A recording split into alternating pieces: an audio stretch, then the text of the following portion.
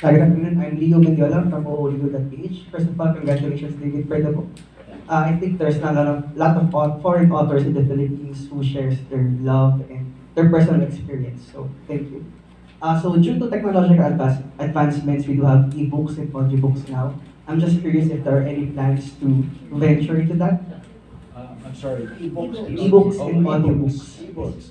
Well, this book actually is available already as an ebook on Amazon, and that's a good way to read it. I'm told that Filipinos in general are not that into ebooks and more into paperbacks. This is what Patrick keeps telling me. So the paperback is available on Lazada, but not the ebook. However, if you are a Filipino who likes ebooks, you can get it on Amazon. It's cheap and very easy to download. And there's also another area that I'm kind of venturing into, which is audiobooks. I've become a reader of audiobooks. You know, at my age, my eyes aren't what they used to be. It's a little hard to read books. I love audiobooks. I download them, I listen to them when I'm doing other things. And my first book, which was published in 2015, is in audio on Amazon also. I actually did it myself because, at the time I worked for a radio station and I have a little bit of background in broadcasting. So I had I had my own little recording studio, and I said, mind if I come over here at night? No problem. So I recorded it. Now I want to do the same thing with this book. I don't have that radio station anymore. So I've been grappling with different options, and I even thought for a while, I thought maybe the way to go is with AI, artificial intelligent recording, because that's a thing now. I listened to a few of the voices, and I kind of, I don't know, I don't think so. But it's very expensive to hire somebody to do it. So I'm going to do this one myself again, I think. But I got to set up a studio in my office at home. So I've ordered a microphone, and it's on the way. And hopefully I got to figure out some way to keep out the outside noise. But that's my next project. Thank you.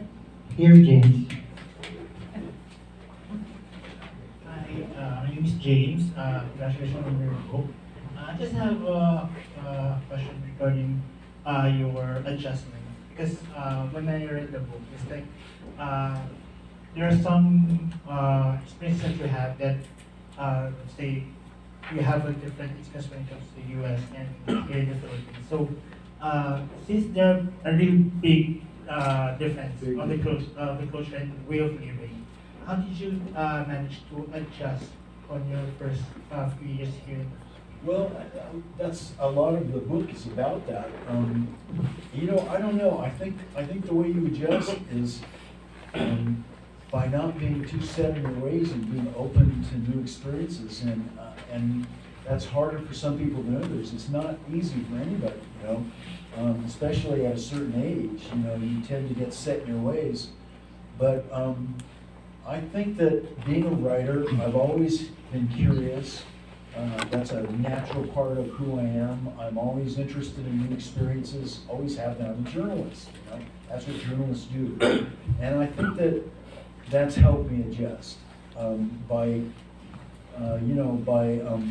being open to learning new things and changing my views of things and just being open to new experiences. And I would say that's the advice I would give to anybody. Like I said before, it's not always smooth, it's not always easy, and I certainly have had some rough adjustments that I've had to make. I'm fortunate to have a very understanding wife who has helped me very much in that regard. And that's what I can say about it. You have to. It's a certain frame of mind that helps to maintain whenever you can, and that is openness to things being different from what you're used to. Thank you. Yes, Lindy. Hello, David. Congratulations on your book launch. My name is Lindy, and I'm with my partner, Mike Potenciano, through the invite of Patrick. I was just curious because A Tooth in My Popsicle is on chapter 33. Yeah. And you used it as the title of the book. Yeah. Why this? Well, have you read that chapter? Yeah. Okay. Well, I just thought it was just an intriguing title. No, that chapter, I'll tell you a little bit about that chapter. That chapter happened when my wife and I were out eating one day and eating dessert, like a popsicle, a frozen dessert, and I bit into it, and there was something hard. I was like, oh my God, what is that? And I pulled it out, and I opened it up, and I said, oh my God, there's a tooth in my popsicle. You know? And my wife very wisely said, well, maybe you should check your mouth. And I did, and guess what? I found a hole right here that exactly fit that. And so I thought, oh my God, it's mine.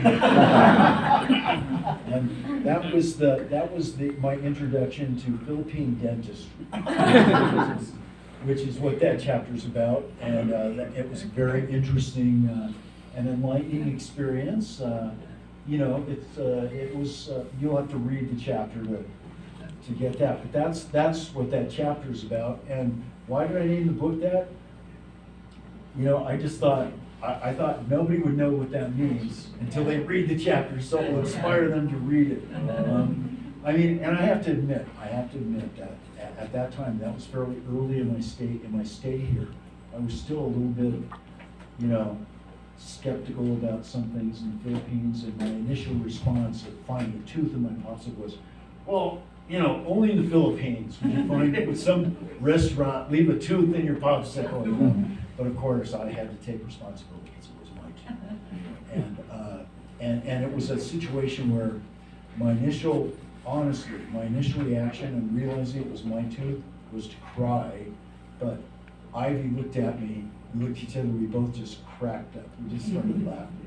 It was so hysterical.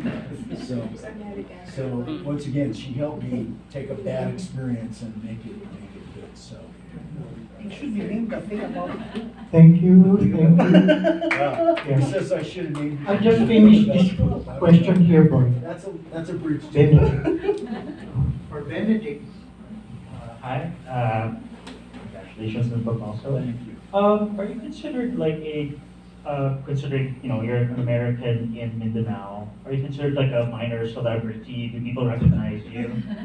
And if so, have there been locals who are like hoping or like, hey, can you write me in a chapter in your on your column or so, maybe sponsor something? Not so much that. I definitely get noticed a lot, but it's not that they want you to write about them. I don't think most of them care about that, but you know, they're hoping I'll pay their school bills, support their child, or you know, or build them a house. That's pretty much what it is.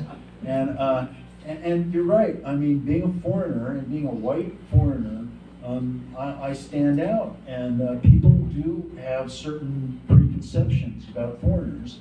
First one, of course, is that they're rich. You know. And I get that a lot. I mean, people just assume that I have so much money that, you know, I can just kind of pay for anything, anytime that they need. And I get approached on Facebook all the time by people saying, you know, oh, you know, my mother's sick, I can't pay the medical bill. You know, and I learned to not say, how are you? I don't want to hear about it. And then they say, oh, not so good. You know, and I know, okay, here we go. Here we go. What's this going to be about? But to be honest, I mean, it's a challenge for me because the truth is, as a foreigner, I probably am better off than most of the people that I meet here in Mindanao, certainly. You know, and I'm aware of that. You know, so and I wish I could help them. You know, but you can't help everybody all the time. I mean, when I first came to this country, people would ask me for money in the street sometimes, and I would give it to them. And then I'd have 20 people, children, you know, hanging around me, begging for money and following me through the streets. I mean, I'd give them money until I didn't have any more money. I'd say, sorry, that's it. But they wouldn't believe me, you know, just keep following me. So that can be a problem, you know, and that does bother me sometimes. When I first got here, people used to say, "Hey Joe," all the time. That doesn't happen too much anymore. Every once in a while it does, but not usually. And in Surigao, where we live, I think a lot of people, I've kind of become a familiar figure, so I think people know who I am, and they've already tried, you know, whatever they're going to try. There's another side to being a foreigner too, that is a little, at times a little uncomfortable. You know, people in the U.S. we talk all the time about white privilege, and I'm not convinced that in the U.S. that really exists to the extent that some people think it does. You know? In the Philippines, it's a little different. You know, I mean, I've had the experience, for instance, walking into a store with my sister-in-law, you know, where, you know, they see me and they wave me in, but they stop her to search her purse, you know, and we both laugh about it because, you know, but it's a little troubling, you know.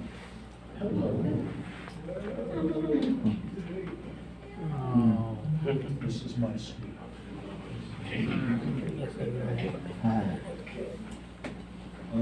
So I'm aware of those things, but you know, again, it's a double-edged sword. You know, sometimes it really bothers me. Sometimes it's a little embarrassing, but you know, it's a fact of life. And wherever you live, there's going to be prejudices, and there's going to be people that see you in a certain way, and that's just human. And I've come to accept that. You know, that it's kind of the human condition. And so, thank you. Yes, boy.